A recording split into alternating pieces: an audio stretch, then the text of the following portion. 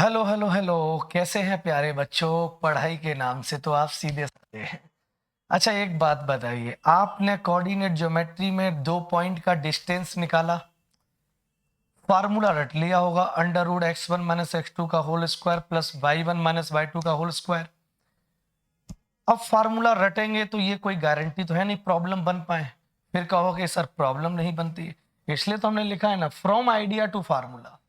पहले आइडिया लाते हैं कि डिस्टेंस फार्मूला बना कैसे है, तब फार्मूले पे चलते हैं और फिर हम लोग उस पर रिलेटेड प्रॉब्लम देख लेते हैं बनती कैसी है। तो ये जो मेरी सीरीज है उसका डे 1 है। कोऑर्डिनेट ज्योमेट्री को मैं पहले लिया हूँ, फ्रॉम आइडिया टू फार्मूला। बहुत ही मुझे लग रहा है आप सभी प्यार देंगे, इसी उम्मीद के साथ शुरू कर रहा हूँ।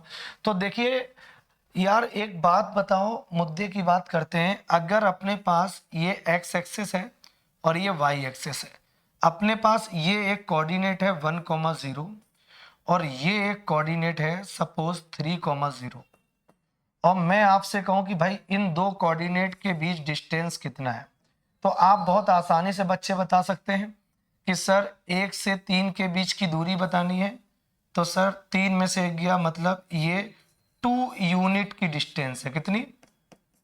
तो ये आपकी एक तरह से रोड हो गई। क्या हो गई? रोड। रोड पे डिस्टेंस निकालना सरल था, सड़क पे डिस्टेंस नहीं। ये आपका चौराहा हो गया, मैथमेटिक्स में इसको ओरिजिन पढ़ते हैं।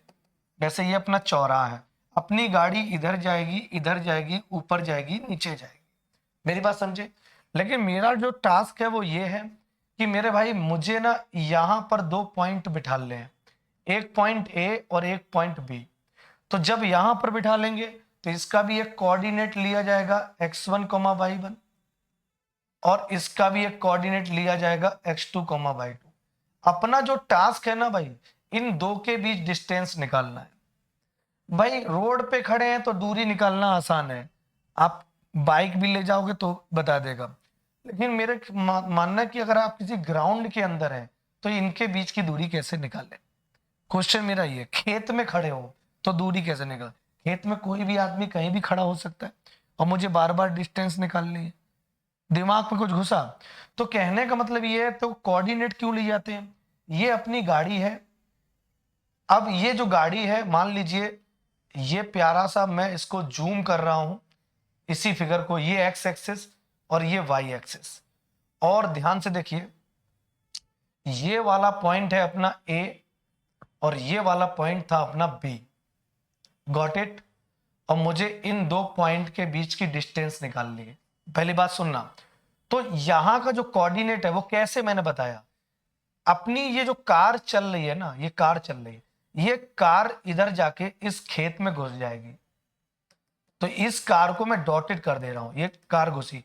तो ये जो डिस्टेंस यहां से चौराहे से यहां तक आई है वो x1 0 की डिस्टेंस है। इसका मतलब इसका पहला कोऑर्डिनेट x1 मिल गया।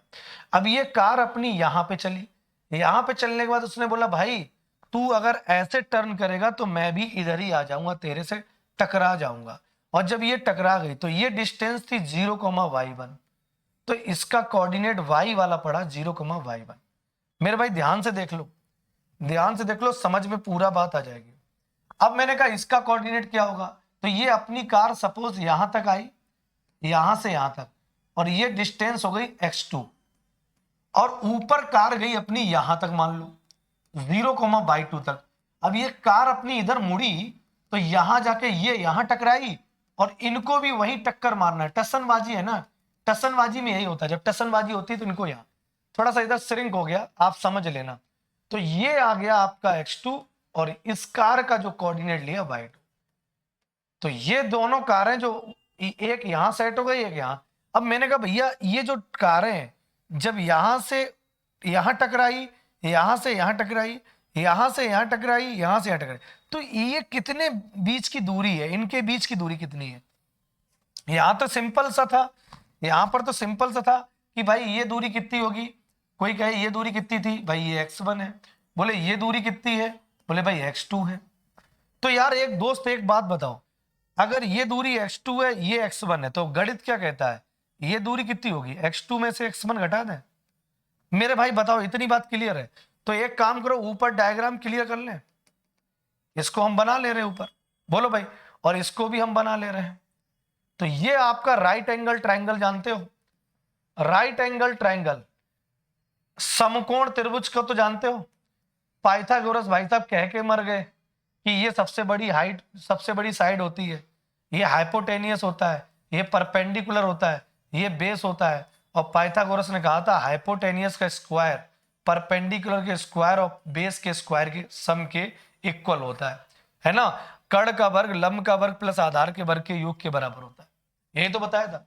तो अब यार दोस्त, हमारा जो टास्क है, भूल मत जाना, अपना जो टास्क है वो डिस्टेंस निकालना, ये वाली। तो ये डिस्टेंस को ही मैं लाने की कोशिश कर रहा हूं और तुम्हारे बुद्धि में घुसेड़ने की कोशिश कर रहा हूं। ये टोटल दूरी कितनी है दोस्त, y2, और ये टोटल दूरी कितनी है दोस्त, y1। भाई ये y1 है और ये कितनी है टोटल, y2 है, तो y2 कर लिया। अब भाई टोटल y2 है, ये y1 है, तो मेरे भाई ये कितनी हो जाएगी, ये हो जाएगी y2 माइनस y1। और ये आपने निकाल ली x2 माइनस x1, तो ये भी कितनी हो जाएगी, x2 माइनस x1। अपने को तो ये वाली निकालनी है ना, ए बी निकालनी है।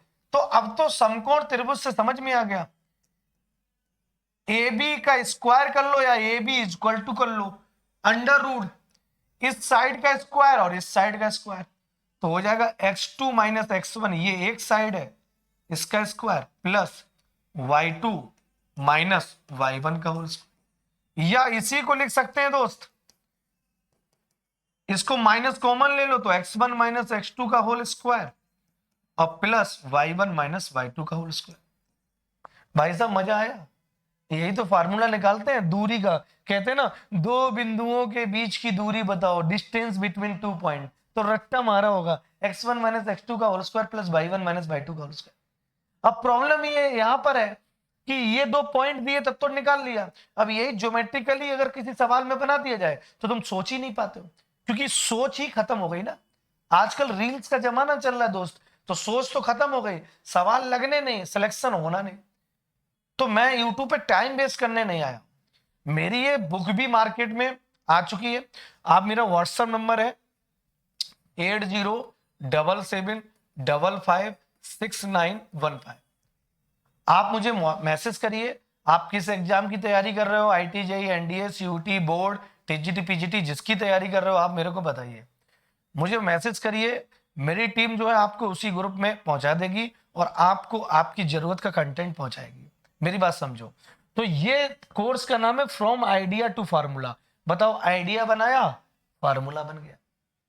अब सपोज करो अगर राइट एंगल ट्रायंगल ना होता तो अपने पास डिस्टेंस ना होती आसानी से, और डिस्टेंस ना होती तो आगे चल के 2D में थोड़ा बहुत सेंस अगर होगा तो पूरी 2D 3D सब डिस्टेंस पे ही चल रही है, डिस्टेंस पे ही टिकी है। डिस्टेंस नहीं है तो आप ट्रायंगल को पहचानना, क्वाड्रिलेटरल को पहचानना, बोलो भाई, तमाम तरह के रिजल्ट है डिस्टेंस पर, अगर आपको अंडरस्टैंडिंग होगी तो भाई मेरे भाई समझ में आया कि नहीं आया।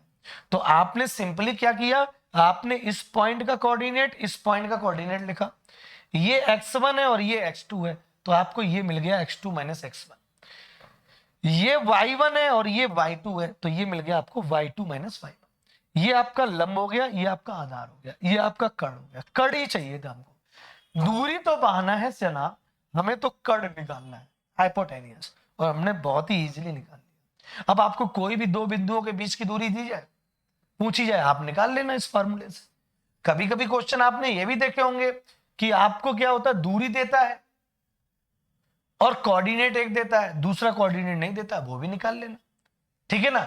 तो आपको डिस्टेंस फार्मूला पसंद आया हो तो कमेंट बॉक्स में लिखिए सर पसंद आया है, और सर ऐसे ही सर कॉन्सेप्ट वाली क्लास देते रहिए कि idea to formula, feeling math, math को फील नहीं किया तो कुछ नहीं जिया, फिर कहो कि मैथ तो रटना है, क्या करें समझ में नहीं आ रहा, अल्ले पल्ले नहीं पड़ रहा है, तो अल्ले पल्ले पड़ेगा तो मेरे साथ जुड़े रहो। थैंक यू सो मच, ठीक है।